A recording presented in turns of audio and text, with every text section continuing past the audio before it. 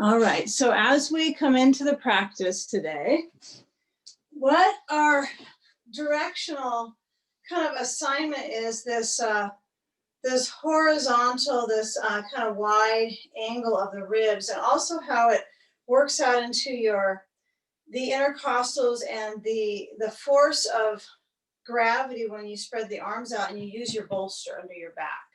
So the key here is that we're going to have enough of an influence with our hip flexors opening as well. So we'll have this full kind of launch for our rib cage to spread open into our chest land.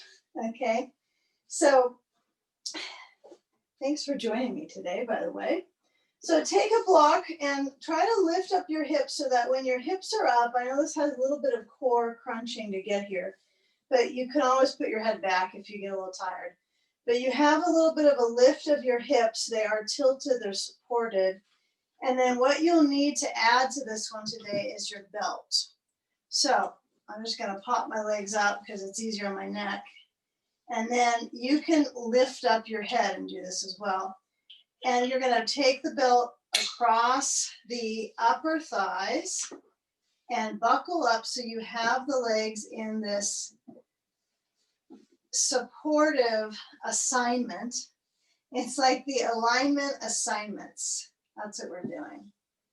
I think we could get into some whole new workshop on that one. Alignment assignment. So I've got my belt across the legs. Now I'm going to start with my feet a little wider than hips distance, and everything seems to go forward with my legs. And then as I lower my head to my blankets, there's a proper motion here of the ribs finding their back balance on your bolster. So we consider our body, oftentimes we see the front, right? We don't really see the back ever, you know. Even in a mirror, it's not something you're responding with in your mental focus with breath. So I want you to really work on having the legs in a position now that you can stretch them down. Use the belt to reinforce the alignment of the hips, stretching forward down to your legs, to your feet. Feet are down, lengthening the legs. And then either add the sand right below the sternum, right? So we'll work on the sandbag diaphragmatic breath, and or with no sand, no problem. The awareness of the arms spreading open here, out to the sides. Let your block that we will use pretty soon be near a hand. But for the first force of gravity, we'll feel the elbows and their resting place. So as you let your eyes feel the connection into the breath, let the eyes rest back and connect to, is there any connection to breath in the face, or is it pretty much just the nose? It's an interesting contemplation, right? Eyes, breath, and if there's any alignment with that at all in your life, or if that's kind of a separate category, vision and breathing. So turn that inner vision now into scanning your upper body and the breath that spreads out horizontally and slides out and down to the back of the waistline. And be random of your scanning experience here. Just let it kind of flow. And if there's sand on the ribs, you're going to emphasize when you in-breath that filling up and that expansion. Feel how gravity flows and stimulates the lungs. And then on the exhalation, feel how it flows out of the mouth and begins to distribute evenly through, sweeping the lungs.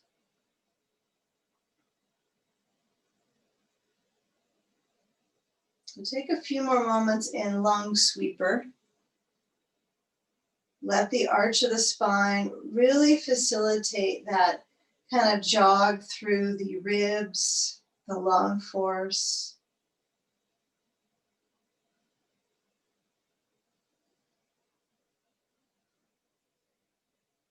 And you can let the breath have a slight vocalness to it. You're in your own space. It's very safe environment for that consciousness to come through. So feel the consciousness in the ribs, feel the consciousness of your breath, and a few more moments of the simplicity of the arms weighted besides you, feeling the weight of the bones center. Observe the breath in the ribs and steer your consciousness to in equal ratio breathing.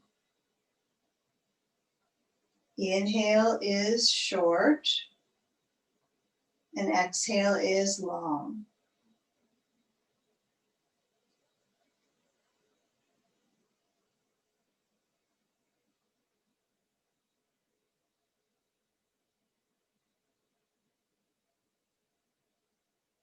Now let's take that block and place it so you're reaching overhead with the block wide. I'm going to take the block, so I generally will go up towards the ceiling so I can maintain that weight into my shoulders. It's kind of interesting. Sometimes the flexibility work is kind of takes away the activation of the muscles from time to time. So feel where you kind of activate the arms, the shoulders, the back. When you move your arms overhead, holding onto that block, feel where you can merely hold the block and reach it back and feel what layer of intensity you need to do to basically feel the block, but also starting to feel the threshold of the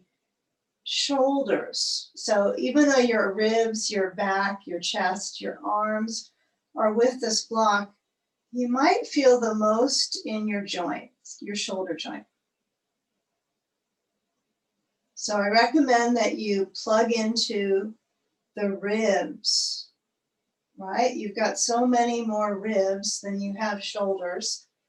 You've got a surplus of them to help you with the strength and also that mobility of the arms.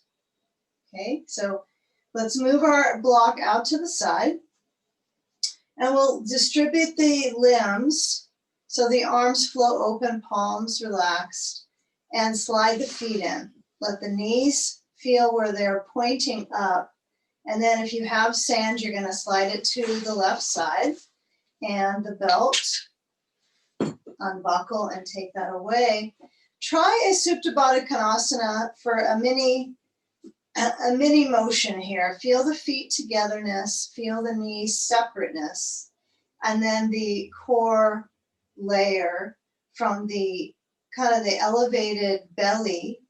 And since I don't think of belly as like a belly bone, right? It's the sequence of awareness of the organs in that space, that platform.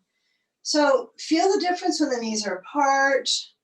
Maybe give a moment when the knees are back up and notice the arch in the back and how it feels in the organs and the pelvic floor when you move from the feet together, knees apart, and then feet slightly apart, knees pointing up. See if you can be casual about just organizing those two patterns. This is more of a movement exploration than it is a still point pose. You can always stay in Supta Baddha Konasana and ignore these exploration ideas. But what I'm encouraging you to explore is this core awareness, right? So I've got a block under my pelvis, so this is adding a little bit of riffraff here, a little bit of confusion. So when you bring your knees next time to point up, we're going to push down into our feet. The pelvis hovers up, tiny bit up from the block, just so I can slide the block away, sneak it out to the side. And then give it a moment where you feel that sacrum lie over the edge of the bolster. And then you hopefully have accessed a little more rib flexibility in the last couple minutes to put your seat to the floor without sitting up. You'll feel the natural arch all the way up through the neck. and then let it be there for a few moments. Hands could be wherever they want to be, but your design is really feeling that back bend. This is like a most fundamental back bend that you can design and practice strengthening your center line of the body. So for me, my belly zone feels a little bit more streamlined from the last few moments on the block. So maybe you can take Baddha Konasana here, right? It's pretty deep stretch. It's requiring a little more functional patterns of the ribs and the diaphragmatic stretch, but we're trying to strengthen the diaphragm and then create a little bit more circulation to the abdominal organs here, pelvic floor. So with a few more seconds, not long, just a few more, so we get this kind of slight imprint on our, a little bit of a brain cell particle maybe, not a lot. You might remember it. Okay, now let the ribs circulation, this expansiveness, this arch as well. You're going to roll to your side sage on the left side. So give it time, feel what might be interesting for you would be feet together, and then use the bolster as a place to push into. So I want you to really push into that bolster when you turn. And then as I move and kind of get my hip inched up to the bolster, I'm going to place the ball or a block, something likely under the inside of the right knee will be helpful. But let's bend that left knee. So the knee could be positioned up next to the bolster. It could also lengthen a bit, like almost straighten. It's up to you. Yeah, this might feel like straightening is a little bit imbalanced for some. So kind of work with that when you get onto your side. And let's try with that sand so that it is anchored at your hip bone. And then when you stretch overhead, you likely use a block. And this is an interesting study where the arm goes. If you're going to try the block for even a temporary range of motion, that's a good way to put it, a temporary range of motion. You either have your armpit open, right, and your elbow popped up. That's one version. Or you have your right shoulder tipped a little down, your head burrowed into the blanket. And that's the version I like. Okay, so I could try to pry open the ligament here, turn, but I'm going to take it so that the hand on the block feels very easeful. Okay, the weight onto your block or ball with the leg should be significant. And then let your eyes perhaps close. And you might not even feel like they move down to the left in your brain, but it's an interesting idea because, you know, the energy around the eyes, the muscles around them do tighten up. So resting the eyes and let the ribs continue that expansion and contraction. Strengthening still through the diaphragm. This is nice. We're twisting it a little bit, not too much, and toning through the core. And feel where the waist moves with the breath.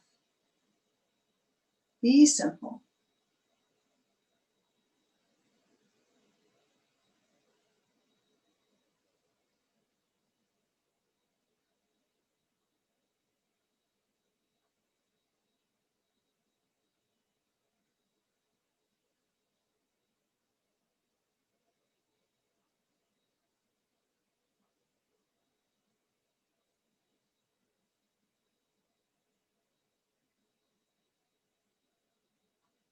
Now where the arm overhead is extending, take that arm off of that block, lower it down so it's really easy touching the bolster, or resting against your left hand could be really nice too. Now this waistline and the hip flexor on that right leg, we're going to continue to work with that. But we're actually going to go to a all fours balance. So we're going to be integrating some standing work today, some balancing work.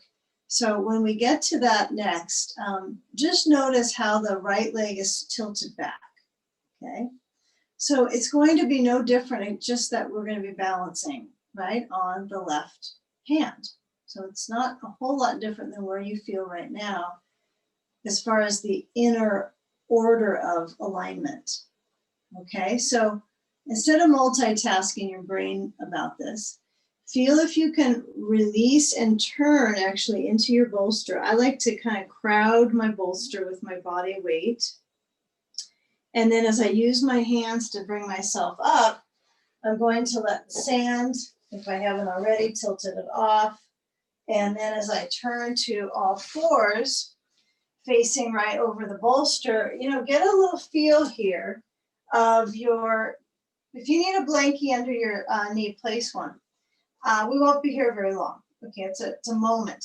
But when that right leg stretches back, my hands are firm onto the ground, my core body centering, and then I want you to turn that right foot open and lift the right arm up. So you can tell that this side, this gateway pose is, oh, it's similar when the arm goes over, but it takes different strength collaborations, right, internally, I think. So feel where the ribs turn, feel where the arm is motioning over. And then where does the challenge lie? It might be the left hand, the wrist, the binding in that space. So I want you to let that right arm lower down and come into cat pose. Let your hand lower, let your knee lower. We're not going to do sideway cat pose. So round your back, chin towards chest. That's key, is chin towards chest. And then arch the spine. So feel momentum in the hips. Little bit, not a lot, is it? It's a lot into the vertebral column, moving the spine back and forth. And then let's take a dog pose. Hands open, toes under, lift the knees, stretch the backs of the bones into the feet so you can feel the heel bone merging towards the floor. And if your arms are pushing a little into the bolster, that's great. You want your arms to be strengthened and feel that resistance with the bolster. It's kind of lodged next to your forearms. It's a perfect stimulant for strengthening into the upper back. So try that on for a moment. And then feel if you can lift up your heels, lift up so the roots of the toes are spreading out. Good. Let your head maybe nod a little side to side. Yeah, just let your head dangle, neck gently stretching. And then lower your heels on back down. Feel that spread of the roots of the toes back to the heel bone. Breathe.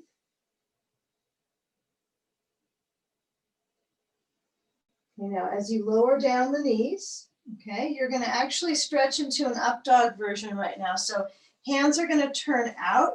So the hands are going to be like seal, right? So the hands turn directly out to the sides. And then let your hips tilt forward, similar to what you're doing in cow pose with the back muscles, but feel how you can land into your bolster.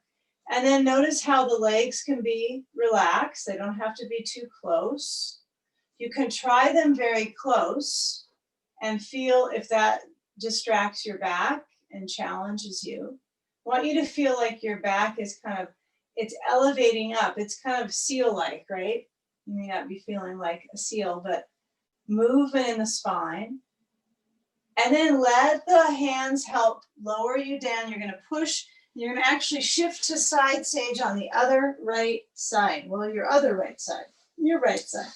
So grab a ball or a block, place on the inner left leg, and then start to move your sand to your left hip and orient yourself to that side reaching program. Now, you might be one that really gets the flesh of your upper back to motion outwards, kind of to spread out and have the capacity to roll open the chest, which is really good if you can work with that. So sample your motion that's not limiting, like that the arm goes over and touches a block. That's like just a shoulder position. So what I'm encouraging you to do, as I mentioned in the beginning, was try to spread the awareness from your rib cage, since it's all connected out into your shoulder, right? That's all. You just have to kind of touch to your ribs, and they do all go all the way up to your collarbone. So that is all connected, right? So perhaps you can let your consciousness flow to your ribs sometimes here. And then the hand is maybe on the block. Feel if you're going to turn inwards with the hand or you're going to turn the ribs open. Maybe try the simple, the inwards. And let that breath flow at the costal level between the ribs. Yeah, anytime that's fairly challenging work, you can kind of cycle your consciousness into relaxing your breath. And then it becomes kind of an interesting life experience, the practice. Not like, oh, got to do my yoga, got through it, but it's enjoyable. Okay, so give a few more moments here. Now you can always change the sand. You can change the knees. You can move your left hand down to the right hand. You do not have to keep it overhead. If it bothers you and you have a challenge in your shoulder and it just isn't working for you to have that arm reaching behind you, over you, you can take it down. You have more to work on than just an arm.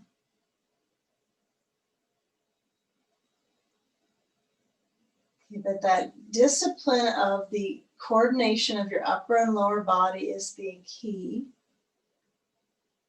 to something. So take another full breath, get through that exhalation like you completely feel the in and out breath. And then once you start to lower the left arm, okay, you're going to feel if you can move that sand aside. We can move it aside now. And then take a turn so that this left side is connected, right? We're going to keep that connection. So I'm just going to pivot onto my right knee. Let that left leg still stay with that reach. And then keep the left foot turning open to the left side. And now lift the left arm up. So that arm stretches over the side of your face. Okay? So yeah, so you want to get a feel of that experience of reaching through the arm, nice, and feeling where the layer of length balances with expansion with that side. So activate, it's that spaciousness, optimizing that circulation through. Now lower the left hand down. Shift your left knee besides the right, and let's take a blanket under our knees. It doesn't have to be a perfect balancing work, but take the blanket under the knees, move the block away from overhead. And then that other blanket, that's going to go off to the side for now, okay? So we're kind of resetting it for a second. I want you to turn your bolster lengthwise, so vertical from the knees. And then as you swim out onto the bolster, right? So you're kind of in surf mode here, surfboard, oftentimes crocodile pose. So the elbows are down in Sphinx, and I want you to energize so that the elbows are lowering, and maybe they don't lower anymore, but the back of the ribs, right, they spread open when you move your elbows down. And feel the hands straight up from the elbows so they're not pushing in to touch the hands, but the hands are apart. And get a feel here for the length of your front body up into your chin. So stretch your head forward so you're looking forward. Okay, try to keep the shoulders so that they're not rolling forward, but they're gently centered and stabilized. And slide the hands in under the shoulders and fingers out wide. Turn the fingers open so the index finger points to the front of the mat. Yes. And then we start to lift up and feel where that circulation is kind of deep into the base of the spine. So balance out that base spine circulation.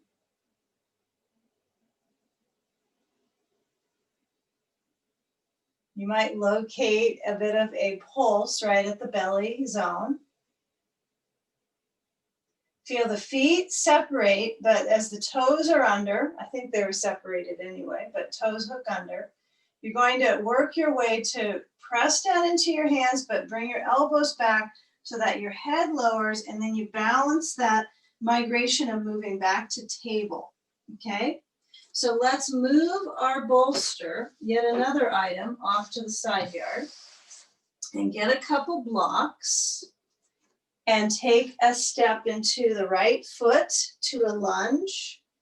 And if your right leg can be in a complete lunge, so the right knee is above the ankle, and you can feel that contribution as the left foot hooks under at the toes and lifts up the knee.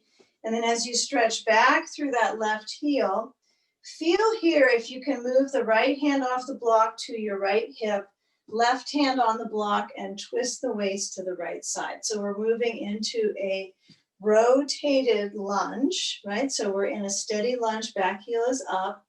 And as you rotate, right, almost like a revolving lunge pattern, but we still have our back heel up.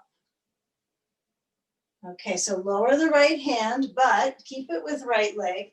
You're going to stretch the back of the right leg fully.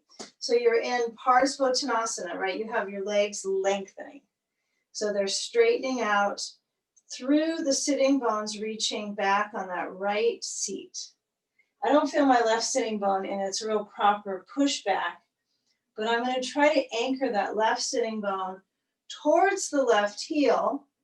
So the block under your left hand goes up to its highest setting, and then the right arm stretches out and we lift up. So we're still concentrated now, but it's more into this revolving triangle. Right arm goes up. Good. Keep it anchored into that back foot. If the back foot is getting a little slippery or stagnant in the pose, what do? You put your right hand to your side, right to the actual side. You step the left foot a little bit out behind you to the left side, span the feet out so they're in two different skis, even if you might not be standing on skis for class. Widen out your stance slightly and then lift up the right arm. See if that gives some supplemental balance for you. Pressing into your right foot, steer the hip, turning to the right, lifting, breathing. Take the right arm over the head, to the front and down to the block, and then simply use both blocks mid to high setting and step the left foot forwards. And bring the knees into a balance of bending, so you're in standing child's pose. And you're simply going to let that feeling of the knees apart, the ribs forwards, the arms down, the head down. Okay, so you're going to experience where the feet are apart, standing child's pose, right? Arms dangle. The ribs are as wide as they can be to come to the legs. It's a perfect balance where you get inversion, you get spine excursion, but no knee pressure. So head heavy. Reverse the flow of gravity to the brain, to the heart, to the lungs.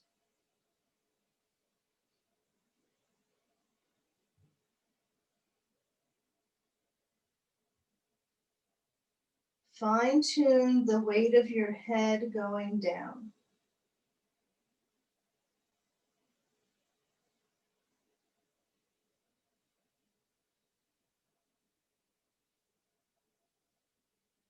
Okay, now with the legs a little straighter, Take blocks, place them in so you have a little discipline with the blocks.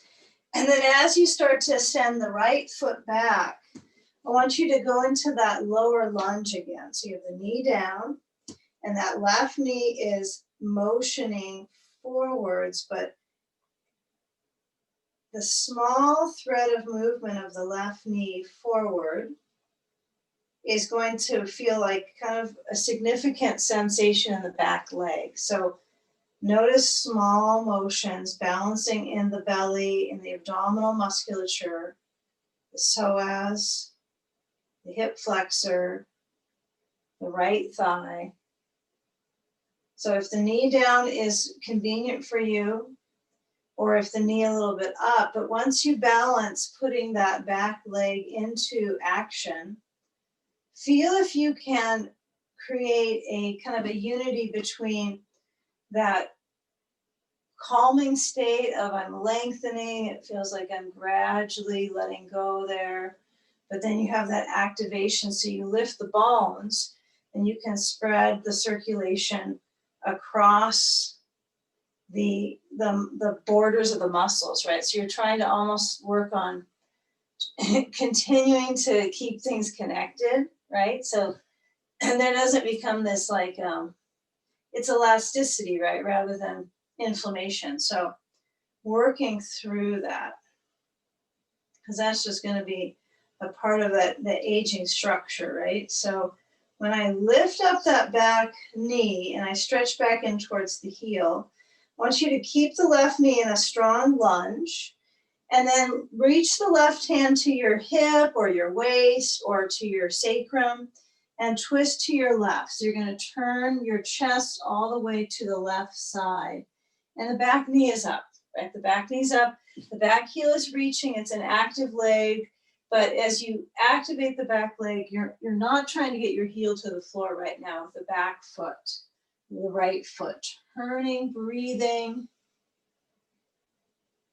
heart beating. You don't have to tell it to beat. Stretch the left hand down. I know we could have the hand up, I suppose, but now the left hand is down, and we're going to straighten the right leg. And then as we lengthen over that left thigh, you could take your blocks up. Now, you know what's coming, right? We have revolved triangles, so you might want your blocks up high. And then look at your leg stance. Is it in two different planks, right? Are we in two different tracks with our feet? We want two tracks. And you might feel that the back of the pelvis is kind of sinking into the left leg a bit. So feel if you can wag your tail and balance the pelvic base, right? Feel the right heel stretch down. If it's difficult, step the foot out a little bit, turn the foot out a tiny bit more. Have your right hand onto that block or your fist, and then you're going to turn to your left and stretch the arm up. And as it turns, depending on your range of attention, right, to the position at hand, you can put your hand down on your hip and still work with this waist turn. So I want you to feel as much of the torso turning, even though it's tough. This is a tough balance for the ratio of waist to hip to limb, left limb. Good. Yeah, maintain direction for your ribs. Feel where there's awareness back into that heel. And then as you lower the left hand down, we're going to turn to a wide stance. So turn to your right with both blocks in hand. Turn so your wide stance, Prasarita, Padottanasana. So as I have my feet out, stance, toes are in slightly for today. And then take the blocks so that you feel like you're in kind of this wide downward dog, except for the hands, right? The hands aren't splayed out. I think of this one as drinking giraffe. So I have my arms forwards and then my head down, and my head is relaxing. Okay, with the knees in that wide stance, you might bend your knees a little bit. You might feel your hips lift up and back.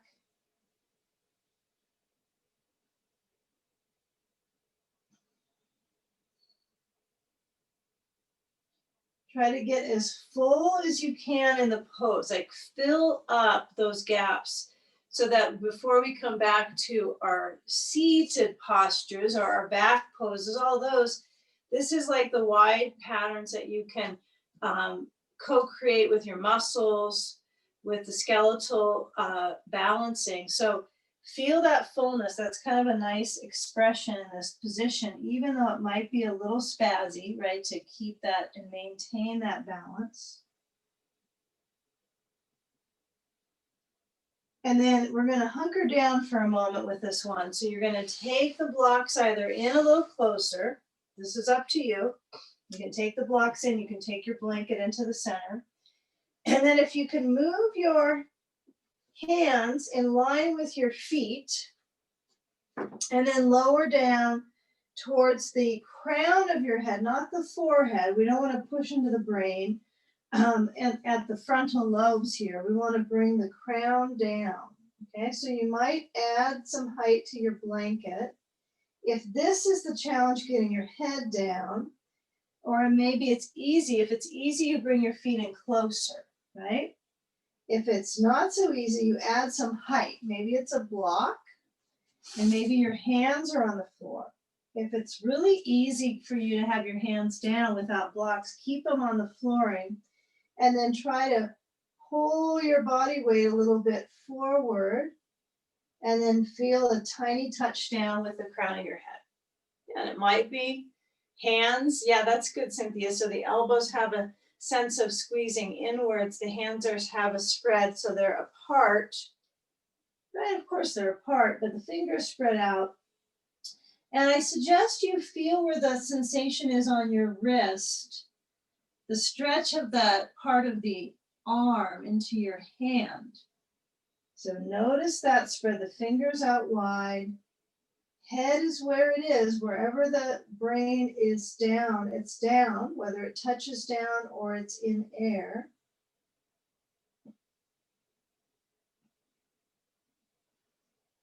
And then the thigh bones draw up the kneecaps. We lift up. We take a hold of the legs. Yeah. And if it gets a little bit challenging to maintain this balance, a little shaky, bring your feet a little closer in. And then as I hold onto the legs, I'm going to start to move up, hands onto my hips.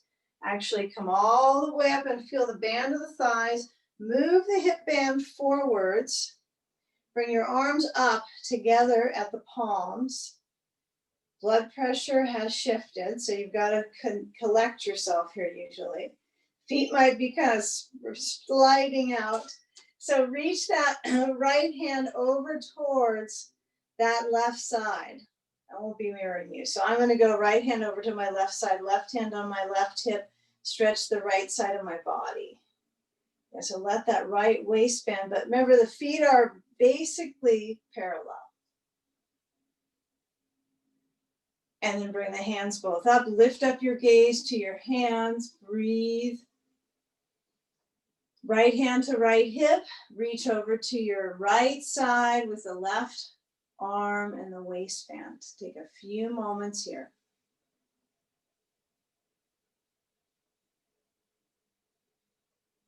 And now as you come back center, hands are going to reach to your hips when you go forward. So we're not going to play any games with the shoulders right now. We're going to lower down, use the gravitational flow, and then get your blocks and start to turn yourself back to your left foot in front. And then if you're able to get your blanket back and a bolster, if this is a real setup challenge for you, you can always come out of this lunge entirely and get your bolster. And then place it under your leg. Lower the right knee down and walk your left foot over through pigeon to get to your seat. And then take the right leg forwards. And then sit on the bolster. Something like that. Ka-choo. There we are. Okay, so blanket goes back. We're centered on the bolster. We've gone from upside down that way now to upside down this way. So it's a real inner journey here. So I want you to lower onto your back and you're going to aim your hips so they're centered on the bolster and they're quite forward in the middle of the bolster. So you're not working your way towards very edge of the bolster. I want you to feel as much of that under your pelvis. And when you're here, we're going to invert again. So we only took about 30 seconds, maybe 45 between those inversions. So this might be an interesting exploration for your heart rate, right, for your blood pressure as well.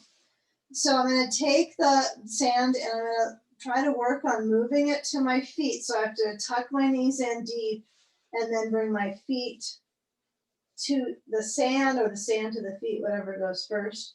And then as I push up, try to get the back of the legs to activate as you push the sand up. Okay, now rather than now this class may have felt at this point like this was exercise programming, but let's get back into feeling like it's circulation programming is what we're doing. So I sometimes feel like the lunge work can feel like going in one aim, a physicality, very physical. So when you get through those warm-up exercises, kind of feel what the body awareness is now. Just noticing when it's not jogging back and forth. You're not balancing like you would be on your feet. You're balancing weight on your feet, which is what you did when you were standing, right? You were putting all your weight into your feet. So kind of plug into this position, weight into your bones from a sandbag's perspective. And then let the legs feel as vertical as you could imagine this is for you. You don't have to have your sand on. If that doesn't feel right, you can always go sand free. Okay, the arms are going to span open. So they're shoulder or lower height. And they're on the floor. And experience the abdomen lifting and the dome feeling of expansion and relaxation.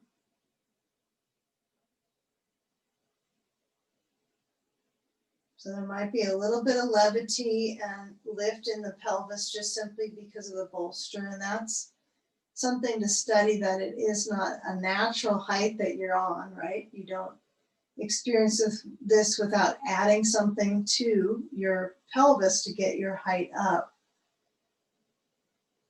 So don't discount those additional supports that you're using right now. And then once the mind kind of lays back down in this inversion, explore the relaxation of the base of the neck, the throat, swallowing, clearing that passageway, keeping it simple.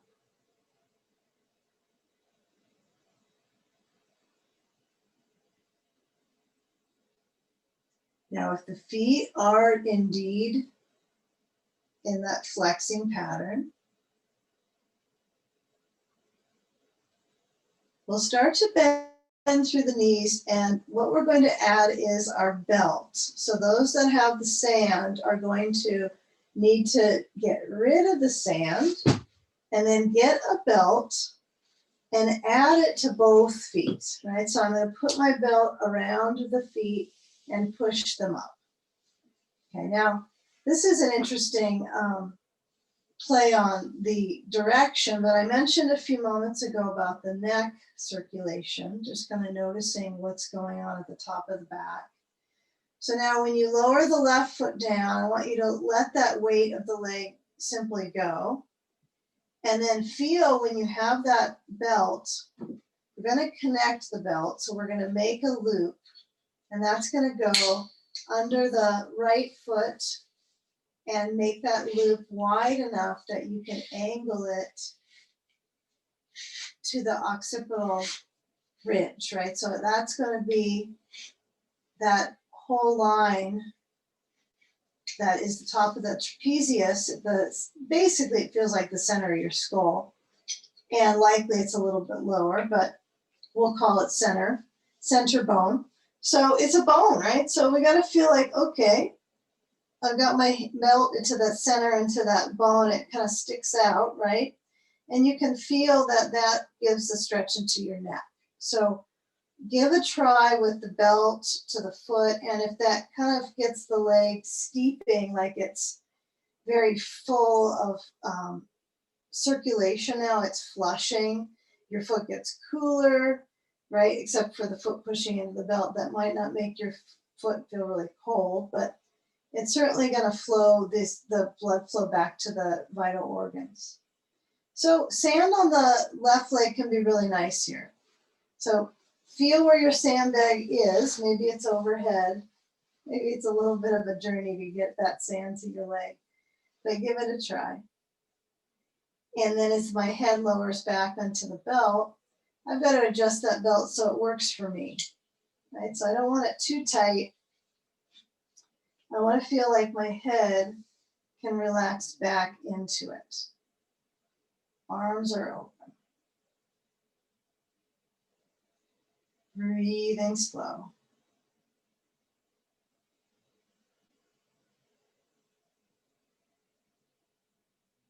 Sometimes you follow a system of postural balances that you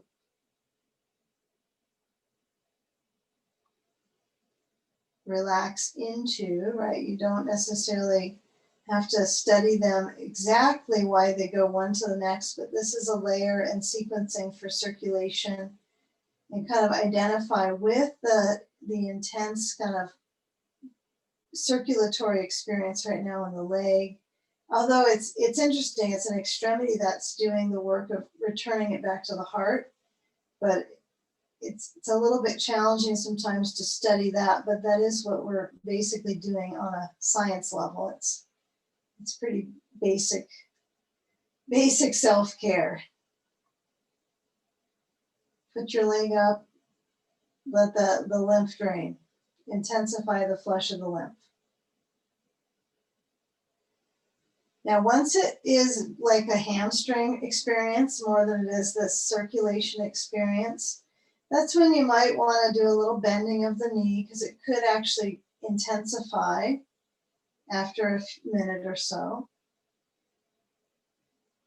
And then keep it simple. Try with both of your feet into that belt.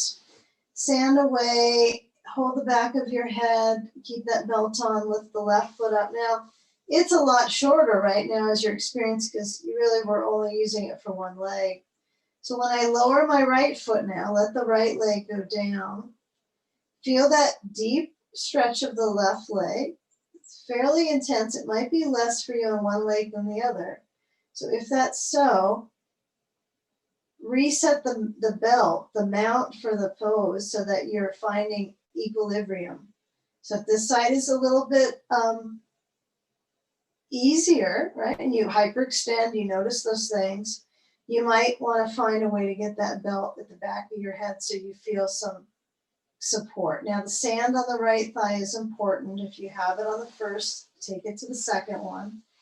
And noticing that left leg, keep a look on your leg, even if you like to close your eyes and just let your eyes pass the time back into the brain. Give a little look. You can tell if the inside of the knee presses, if it's hyperextending. So I try to feel where the muscles matter, where I feel a little micro bend in the left knee. And then it is a little more sensation with the belt. But as long as I'm not pushing out the back of the knee, it's a little more balancing. Yep. Yeah, the right leg could go midline. It could try to splay out, try to keep it right in the center. Do the work, right? Even if you are in your own kind of free space, see if you can explore doing the proper alignments, only to benefit you. Relax the eyes, steady the breath. Feel the consciousness in the ribs. Take care with the neck stretch that it's not too much and it's not too minute. You might feel letting your head lower into the belt is good, but then the knee might tend to push back out. So there's a few different monitoring places in here, aren't there? Okay, a few more seconds. Breathing deep.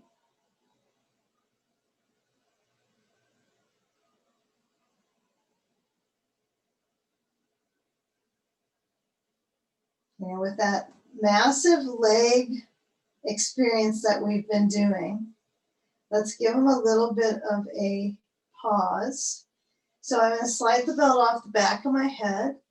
And then as I take the sand off the right leg, keep it nearby, not that you're going to toss it out of the room, but keep it close to hand. And then move the right foot up into the belt. Belt is off of the head. Push your feet open. Okay, so wide stance. Exactly like you did when you were, don't get exactly like you did when you were standing your feet, but it's exactly the same property in the leg, but it feels different upside down.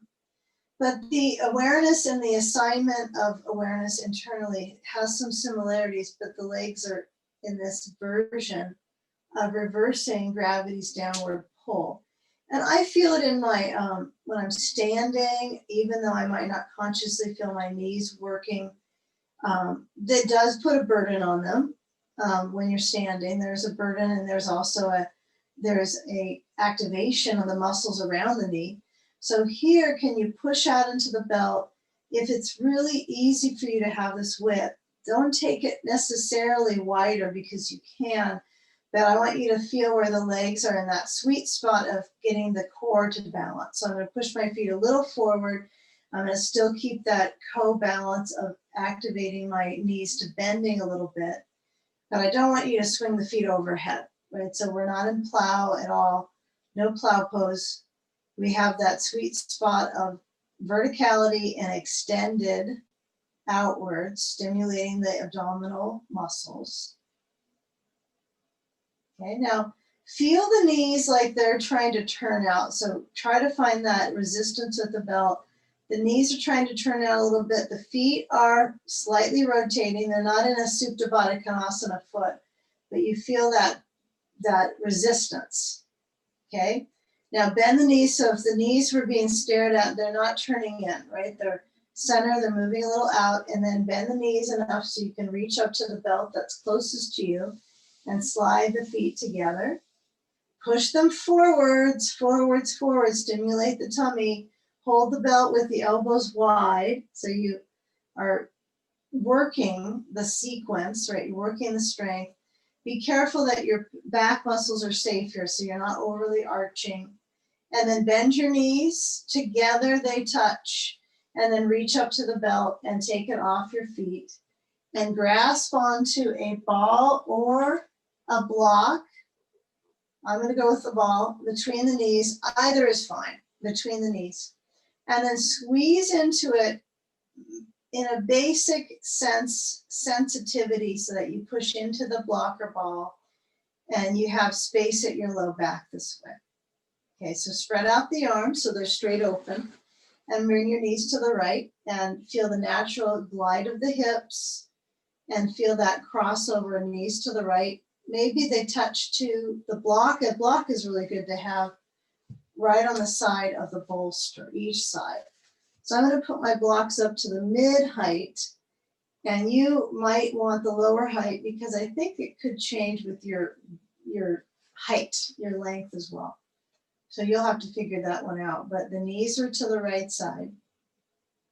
Spread the arms open, have the head centered. There's so many parts to figure out. Luckily, there's a lot of sets of things.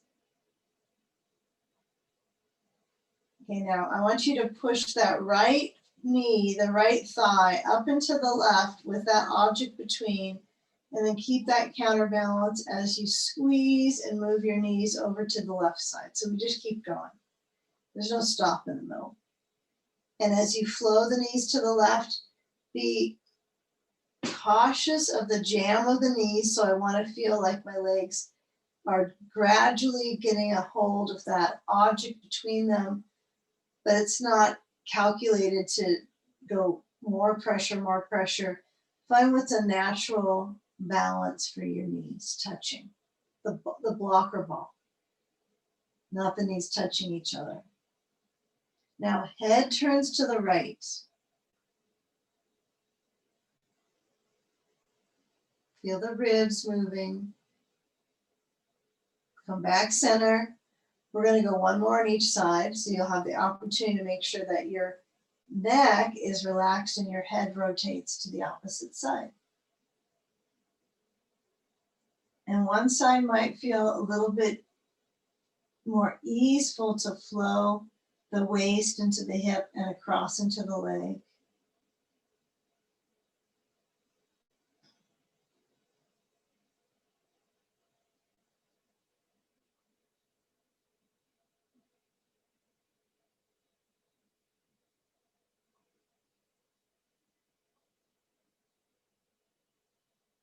Now with that upper back spreading open to the back of the arms, squeeze the knees in and come over to the last side, knees over to the left.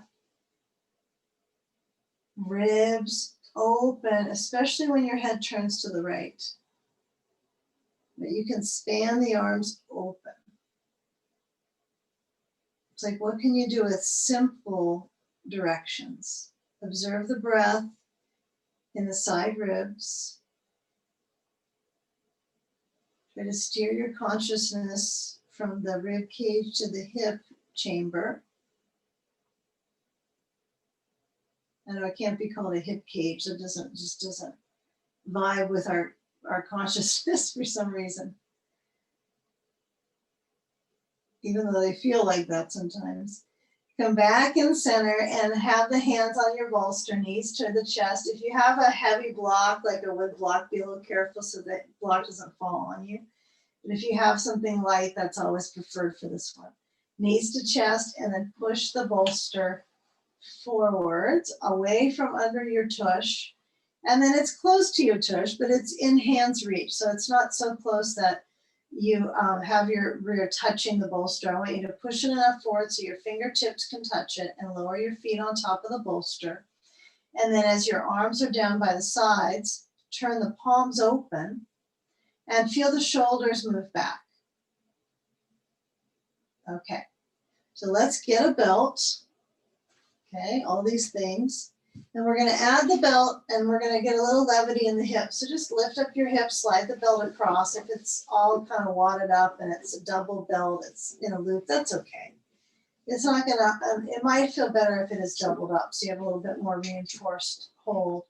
And then you're going to hold your belt with your palms open to the ceiling. So I'm on my back, my rear touches the floor again. It's all the way smushed down. And you might find, if you have long enough arms, right, that your belt is actually not right under your pelvis. It's forward of your rear, but not maybe that much far. Mine's pretty close, but my arms are short. So it just depends on your arm length. It's going to be really individual here. So shoulders are back, of course. How often do we say shoulders forward? Pretty much never. Shoulders are back. Elbows are touching down, and notice when you pull your hands on the belt, you kind of pull it apart, how your shoulders respond. If they are pretty sleepy and it's like all arm work, then I want you to relax your grip on the belt. Keep holding the belt mildly. Okay, I'm going to assume that's what happens to a lot of people. So you're going to lift up your hips and your thighs slant forwards, so it's lifting the hips in bridge pose. Yeah, keep the knees so they have a direction going forward. If they lose hold of the block, lower your hips down and move it a little closer to the center of the thigh, and notice if that's better for you. That might feel better for some. Now, the reason I mentioned let go of that grip of the belt is now that is the time to roll your shoulders down and in towards the spine, and then rebalance your hold on the belt. You can have a blanket under your head. Some teachers work with that, some don't. I like it for the most part, but some days I don't. So it depends on how far you are into the day, usually what activity you've done prior. some of us will find that our neck has gone forward a lot already, so it's better to have no blanket under your head. Depends on what your neck has been moving before class, how much forward. So you're going to hold that belt, and I want you to grasp and try to really work your elbows down and under your shoulders, down and under the down under shoulders. Okay. Now let go of your belt and make the robot arm so the hands are up from the sides, straight up from the elbows. Stretch your arms both overhead. Yay, it's simple. And lower your spine. Ka-chink, ka-chink, right? They go lower, down, vertebral, plucking. Okay. So the arms go down besides the hips and we'll carry into broad bridge. So inhale, hips up, arms overhead. Stretch through the waist. Exhale, lower the spine down. Okay, now as you continue on for about 2 to 4 more, depends on your speed. Feel the flow of circulation in your legs. So just simply notice the movement of your hips, right? That pressure in your feet, the lift of the hips, the co-balance of both legs. Your legs are so nice that they can balance and really harmonize oftentimes in your yoga practice, like this pose, where you really are depending on creating a balance and both legs all the way up to the buttock muscles to create the pose. Okay, so let's take a block, let's place it under the back of the pelvis. If your belt is there, you might move it aside. Put the block up at the mid-height, center the back of the pelvis so the block is horizontal, let's spread it out across the back of the pelvis. And then here, I want you to lift up your feet and take the baller block out. And then as you lower down your legs, you're in a very true restorative bridge now because you got a bolster under the leg bones so that you can use that to try to bring the thighs centered. If it's really tough in your back and you feel little spots that are difficult, I would focus highly on the openness of your chest, the shoulders back and down and in, and maybe you need to get rid of your blanket. So my arms kind of feel like they're jutting a little bit open, right? They're not sliding straight down to my legs. My elbows are down like the robot arms, and then my hands just splay out from there, and I can really pin open my chest muscles. Right? Avoid letting your head twist side to side. Feel where the weight is on the block. You got to use a block for this one. Breathe. Hips are lifted. With the front of the thigh. Ease into this. Now, those of you that want to be in this supported bridge longer, you can stay with this for another minute or so, 12 breaths. But we are going to carry into a hip crossover next. But those of you, like again, that notice the hip flexors are really gripped up. This is the work you need, and this is what you do for a little longer. Okay, you let time be the healer, right, for equilibrium in the legs.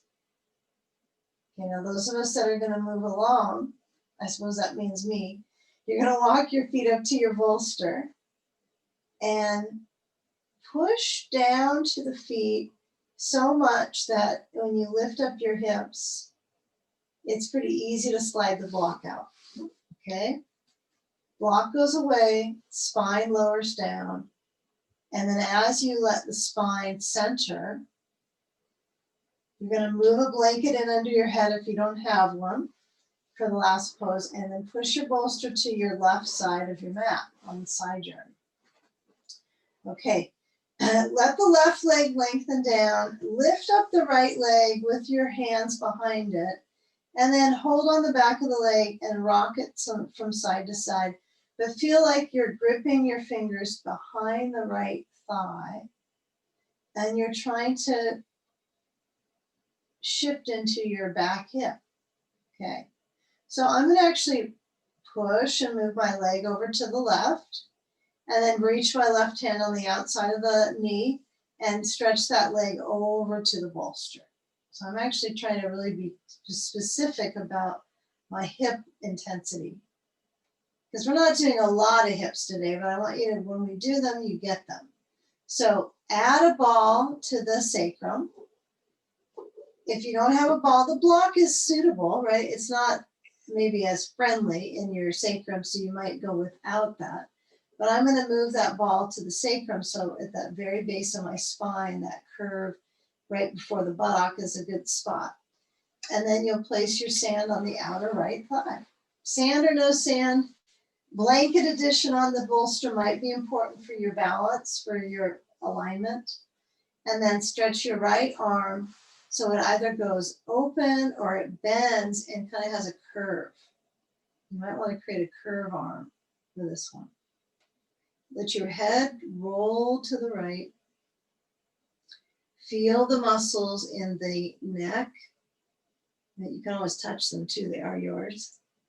Might be nice to palpate and feel if you can soften around the neck, around the chest, and let the weight of that crossover leg thread up and weave into your rib cage.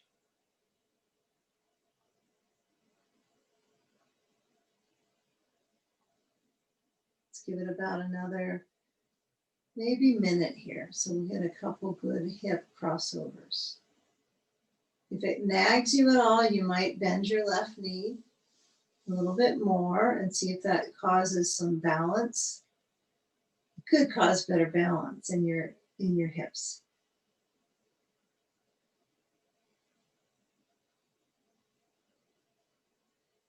Give yourself permission to let go whenever possible.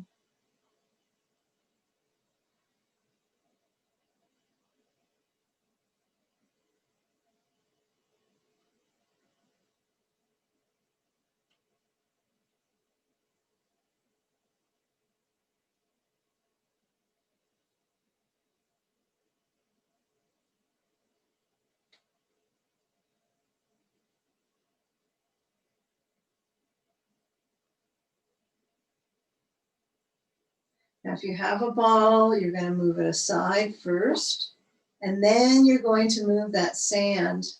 And when that moves away, get the bolster first this time versus moving the knee quickly. And then I want you to slide that bolster maybe across your ribs. It can be a little weight. Bring the feet to the floor so you roll back onto the spine center, and then the bolster to the other side. Okay, hug the left knee in, right? You're gonna hug actually under the leg. That's the smart way to go. And then let the length of the right leg take effect, lowering that right leg, and let the hands holding behind the left leg assist you in crossing the leg from side to side. So you might find one leg is a little clicky, one leg has some different dense feelings around the joint. So when you cross the leg to the right, we're going to add the bolster under it. And if this is too low and you lower your leg onto it, and you feel like you really have to move so much of your trunk to the right that your left arm is now up, then you need a blanket on the bolster. So just add those props. And if a blanket is not what you want to use, you might be able to use a block under your knee too. That can work. Depends on the challenge of getting your leg down and the hip frequency. And then you'll add on your sand to the external left leg. Add a sandbag. Add the connection of the arms open. And then roll your head to the left.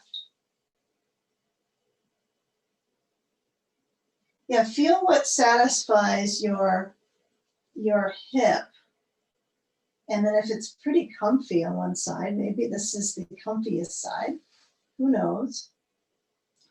You might work with that horizontal, that spread of the ribs into the chest, into the shoulder, and then start to feel that cross fiber connection into your neck, your upper back.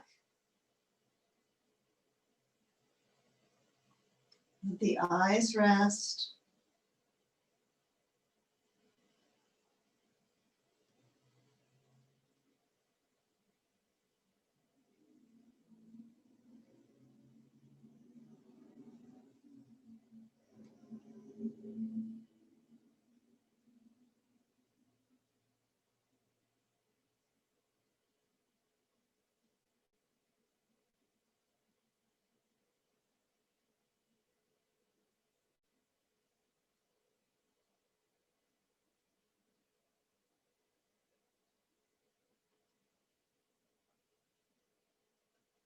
You know, for a moment where the neck is turning a little bit, notice that it's a pretty minimal twist of your neck muscles to get this position, right? But it is for most of us our maximum rotation that connects our brainstem down across that upper back, right? And then spreading out the arm. So before we come out of this shape, just notice that reach of the arms, that span of the chest. And then when your head rolls back to center, you might roll your head side to side right here. Just kind of feel the stretch of the neck, even though some of us might not feel the neck stretching when we're on our back and we're rolling our head side to side. So it's interesting to do this, right? And to loosen up your neck. And notice if you do this as a neck exercise, how it affects your neck stress other times when you're up. So I would encourage you to try that.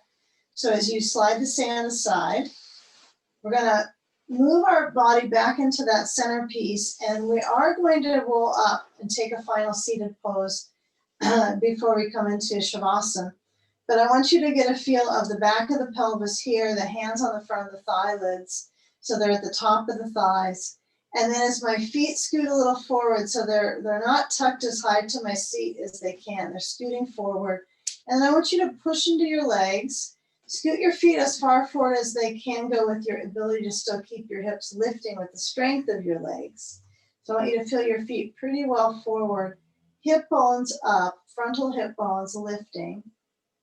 Okay, and then bring your hands to the floor, palms down, and then push down into your hands, fingers open to lift up the hips. It might feel like very little hand and arm work is getting your hips to go, but work on that balance of lifting your hips, using your hands, your arms. You know, as you lower down the spine, feel if you can take a spinal roll to sitting upright. So I'm going to bring the hands to my legs and then scoop them in, bring my head, tuck it in, and come up. Okay? Take a blanket, and I would like you to have one blanket, turn the blanket so that here you got your quarter fold, right? So I want you to take the blanket so it's a little bit wider, so it's about a square. And you know, if you got fringes on your blanket, you probably don't want to sit on those, but it probably won't hurt you too much, but you're going to sit on this corner. So your seat is on this corner of the blanket. It's not going to be sitting on the blanket like, you're not going to sit with the blanket like so. You're going to sit on the corner piece. You're going to need your bolster, okay? And if you sit like this and you go, well, that's not giving me a lot of height, I'm slumping, then you're going to add another blanket. It's not that difficult. You just add another one. There goes two. I get a little bit more height. It's good. Blankets are better than bolster for this one because the bolster is not going to be helpful because you fall off of that support. So the legs spread outwards, and now my thigh muscles, you know, barely any of them are on the hamstring is barely onto that blanket, so my legs drop down. And now, hopefully that was helpful. Take a block under your bolster, put your bolster straight in front, and lean into it so your inner thigh stretches. Okay, if it's easy for you to do this, and you actually feel like, well, wait a minute, I could be flat on the floor with my chest, I would rather have you in this position to keep the arch in your spine versus rounding the back. So you'll feel some of that upper back muscle go forward, but try to get that bolster so it kind of feels like it's stuck in you a little bit. It's kind of lodged into you, and lean down. If it's easy without the block and you can place the bolster under your belly, that's fine, right? As long as they're getting close. And then if it is comfortable for you to lean forward your body weight into that bolster, give it a try. Feel your feet so that the feet are flexing. The feet are flexing. The feet fleet. There's a place called Fleet Feet. Okay, and then feel the reach of the feet. If the feet can help push the legs farther external, so that means they go outwards, expanding open, a wide stance. Take them a little farther outwards. No different than you do in Baddha Konasana, but your feet are not together. You're still moving the inner thighs outwards. If you stop doing stretches like this over the last few years, it's kind of interesting to try now using your muscles kind of appropriately with it versus tossing yourself forward. So kind of feel the balance in the leg muscles. Now you're going to slide your hands on the short end of the bolster and lift it up, and then lean forward. That's good. So, kind of notice how this blanket's working. Now, there's all schools of thought on blanket, appropriate balance under seat. So I like to try different variations and then feel trying to figure out why that's the way it seems to be dictated. So I think this one takes a little time to get the back of the knees enjoying this, but it is interesting to try to get the inner thighs to rotate out.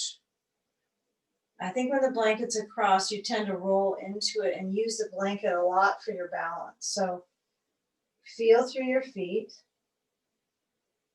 And then after a few more moments of leaning forward, round your back into a cat spine and then carefully come up to spine tall. Inhale. Exhale, forward fold. So your hands are still on the short end. One more time. Stretch your arms. Feel your chest slightly move forwards. And then curl and spine round, shin to chest. It's a very small upper back movement. And then come forward with your feet. Now take your blocks so they're at the mid-height inside the mat. And you can tip your bolster up to a bench. Now you can take your final pose to be legs up the bolster. I'm going to give 2 quick shows though of this one. So legs up the bolster, you'll have your blanket on top. You'll have your head on your blanket and you'll lie back like so. Okay? There we go. Now if you're going to go bridge, it's going to be different, but it's a good one for quads. You're going to put 2 blocks at the front. You're going to put your bolster like so it's different quite a bit. No blanket on top, just the bolster. Blanket at the back, flat, no big height. And I'm going to sit at the edge of my bolster in the front. I'm short, so I know I don't have to be far forward on my bolster, but if you're long, you want to be all the way to the end. Okay? You can always slide back if you're short. You can always slide back. Knees bend, and then when I lower down, right, I got my ribs stretching, I got my legs stretching, and my shoulders just roll over the back of that bolster. So I want your shoulders to be supported so it's a lot of movement in your ribs. You feel like you did a deep diving practice today with all this rib work. Sand can go up onto the top of the thighs. Okay, either pose, you can put sand on your ribs, sand on your shins and the legs up the bolster, and then come into your final pose. You be the decider on that ritual of connection, whether it's feet up on the bolster bench or feet up on the blocks and the spine lifted, but feeling where the awareness in the brain all the way to the back. Feel that cranial support if you like to let your hands reach to the nape of the neck and just gradually, very kindly center your head onto the blanket. The right amount of arch, not too much. And certainly less forward flexion of the neck than you might be used to. Let your head release back. Breathing with the ribs gradually expanding and locating that heart center.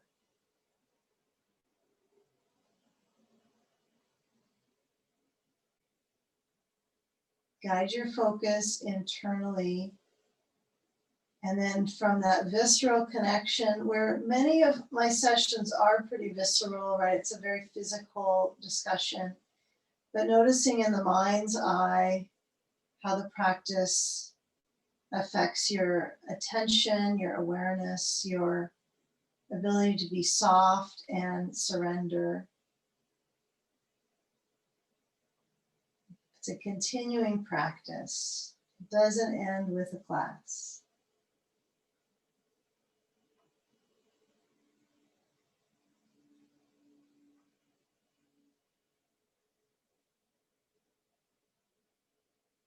Feel the feet and the hands relax.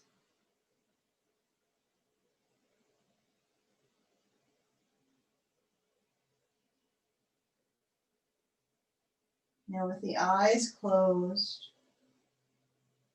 with the circulation defined in the front of the body,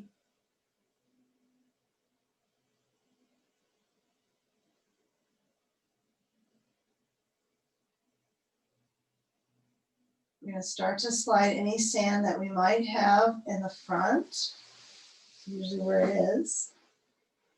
And then if your legs are on the bolster, you can come into Baddha Konasana, knees out, feet together.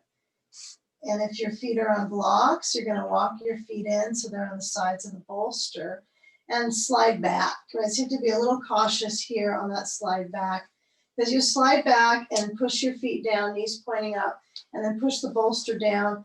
I like the bolster under my sacrum and then come into Baddha Konasana for a few moments.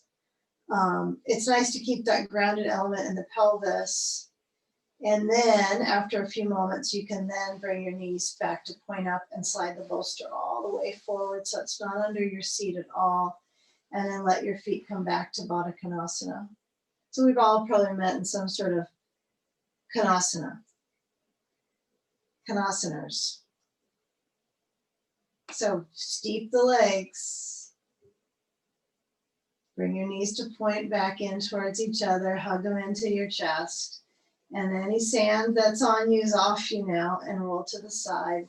Slowly bring your hands to push you up to sitting and connect with a short seated meditation on